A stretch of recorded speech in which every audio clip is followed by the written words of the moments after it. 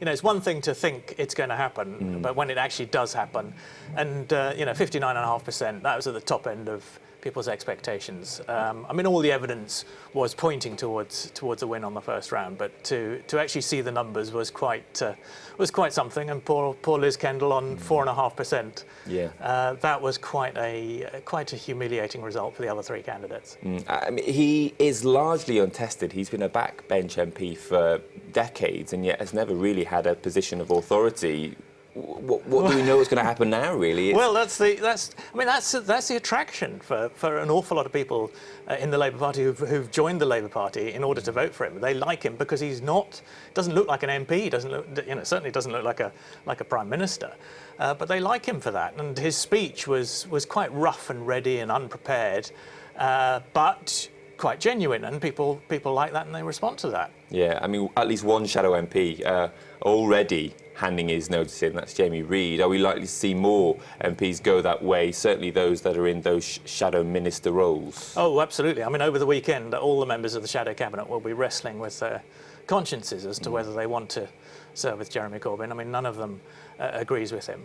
But he did make a pitch for unity in his speech. He didn't emphasise it as much as I expected him to.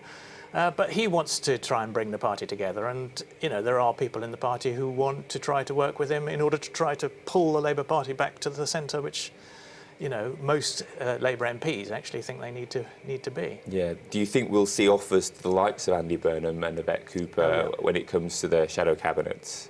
Yes. I mean, he paid generous tribute in his speech to his rivals. He even praised Liz Kendall for her sincerity and for fighting for what she believed in, even though they disagreed quite strongly. But I suspect he'll make offers to Andy Burnham and Yvette Cooper of big positions in the shadow cabinet.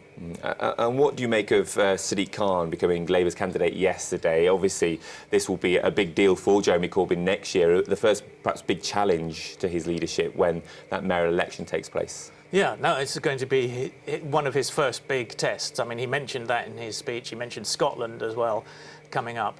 But, whether Sadiq Khan can beat Zach Goldsmith is going to be one of the big questions over the next year, and that will test the electability of the new Corbyn-led Labour Party. Yeah, and a quick word on Tom Watson, the deputy leader. Perhaps most people will know him for fighting against phone hacking. Is he likely to back and support Jeremy Corbyn? Oh yes, I mean he will certainly work with Jeremy Corbyn, I think, to start off with. I mean, obviously he will be the focus of dissent if things get difficult in the years to come. But I mean, he certainly intends to try to make it work if he can.